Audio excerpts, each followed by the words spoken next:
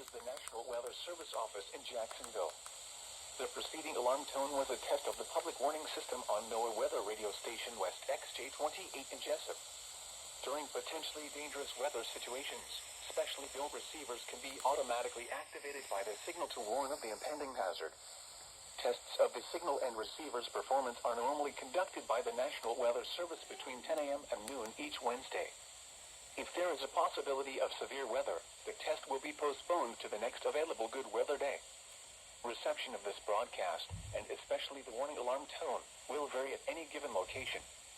This variability, normally more noticeable at greater distances from the transmitter, can occur, even though you are using a good quality receiver in good working order.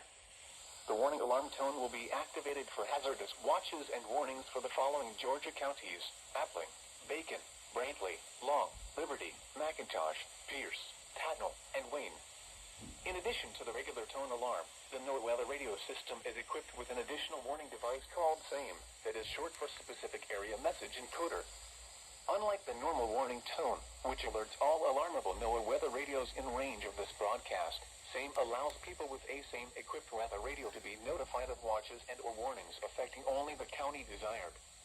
For more information regarding NOAA weather radio, contact the National Weather Service at 13701 Fang Drive, Jacksonville, Florida, 32218, or call 1-904-741-4370.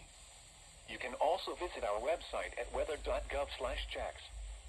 This concludes the weekly test of NOAA weather radio station WXJ28.